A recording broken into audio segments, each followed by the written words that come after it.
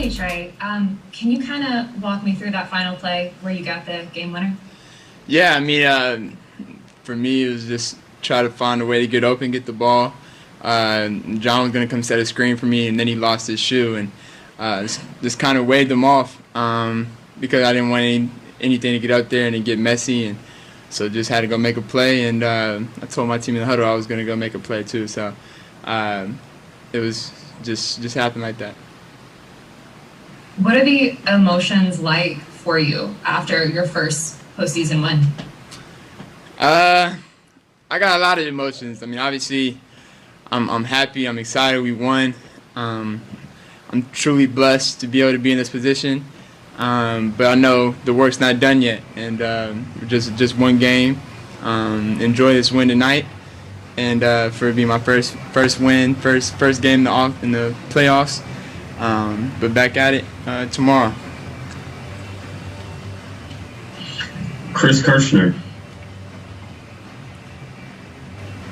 Hey Trey, what's it like for yourself when you hear 15,000 fans saying "F Trae Young"? What's going through your mind? Is it like I want to prove to these people that I'm a dog, or like what is it exactly?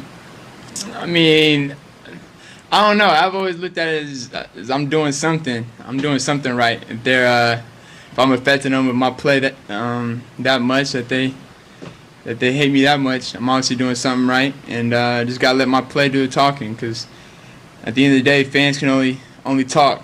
They can't guard me. They're not out there playing. So for me, it's just a part of the game. I'm glad fans are back. I'm glad MSG was rocking tonight, and I'm glad everybody got to come in and experience their games back. So it was good.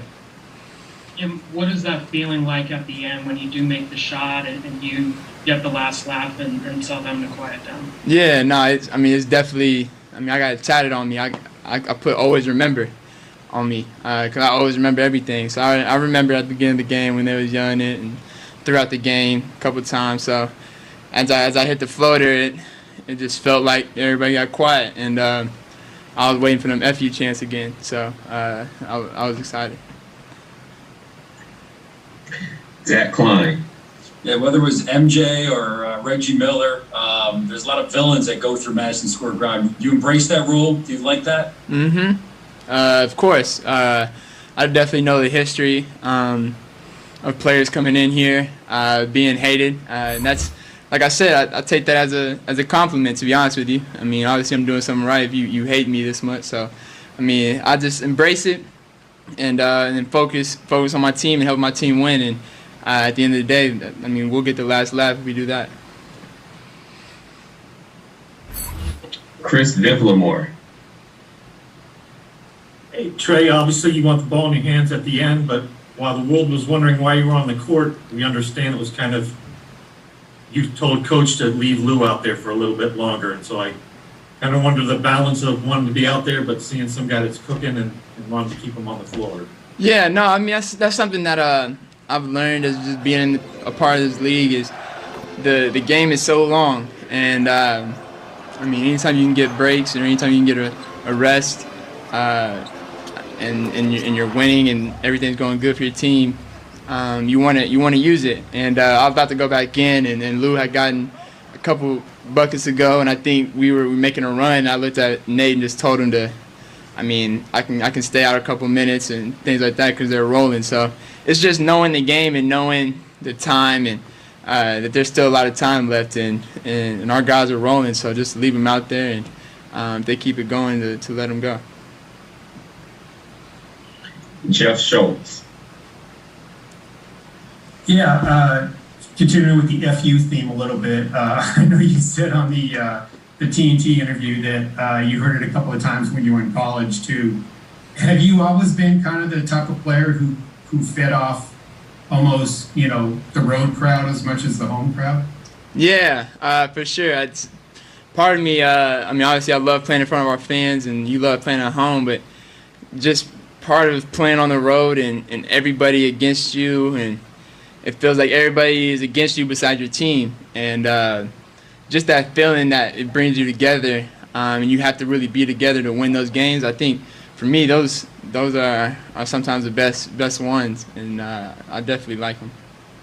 And as a guy who's been here almost from the beginning of the rebuild, I'm just wondering, what your reaction is to just how the whole team responded in tonight's situation. Yeah, no, I'm happy with the way we responded, and everybody contributed. I mean, even to the guys who didn't play, they were always up and yelling out coverages from the side.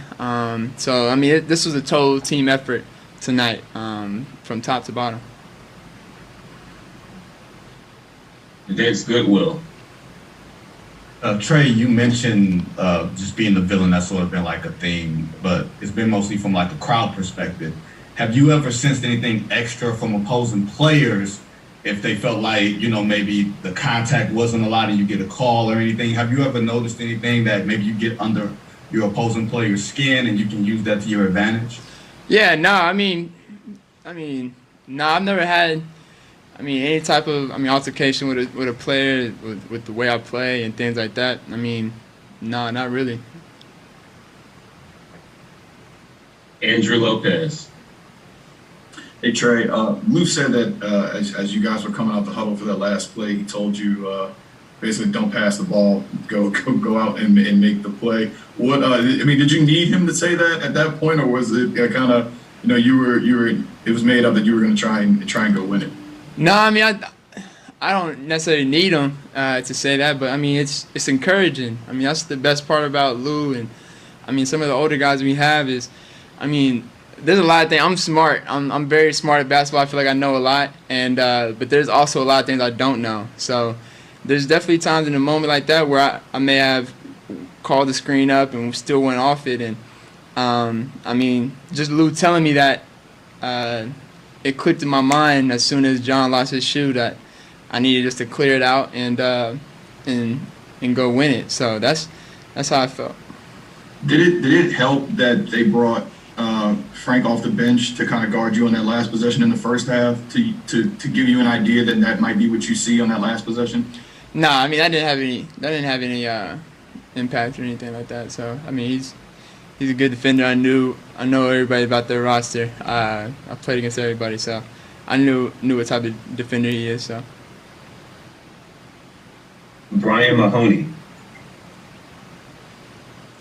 Hey, Trae, there was so much noise here. When did you tell it was directed toward you? And were you surprised at all about that? That was such an individual thing. It's not like you have a long history of playing here. There's no great rivalry with the Knicks or anything like that, like the Reggie Miller type years had. They played many, many times. Yeah, I don't know. You didn't hear it? It was mumbled to you. You didn't hear it? I can hear it up here. Yeah. Yeah. Okay. Yeah. No. I heard it. I heard it, and it is what it is. The Knicks ain't been in the playoffs in a long time. We ain't been in the playoffs. It's important for both teams, obviously, and it's not just a regular game for either team. So, I wasn't surprised on how loud or things they were saying. So, it's the playoffs. Stephen Bondi. Hey, Trae, the FU chants were pretty loud up here, but how loud were they for you on the court? And then, what was going on through your mind, and what did it feel like when you were able to put your finger to your mouth and basically say, "Shut up"? Yeah, I don't want to keep talking about this chant. It's fans chanting whatever they want to chant. We're gonna let them say whatever. But really, it's it is what it is. I made the play, and like I said, I always remember everything. So it got quiet after I hit the shot. And that's about it. Just a couple more from Ian Begley. Trae, I'm jumping in here late, so I apologize if you were asked this already, but on that last drive when Ntilikina was on you, were you surprised that you were able to get right as easily as you were? Did you expect him to try to take that away? No, not really. Actually, yes. I feel like for me, as anybody who pressures, I feel like I can get by anybody, and it was just figuring out how to use one move and get by him. Obviously, Frank's a good defender. If you play with the ball too much, I mean, he can poke at it and things like that. So a defender like him, you kind of just gotta go, and that's what I did. I just attacked his outside foot and was able to get around him and get to my floater.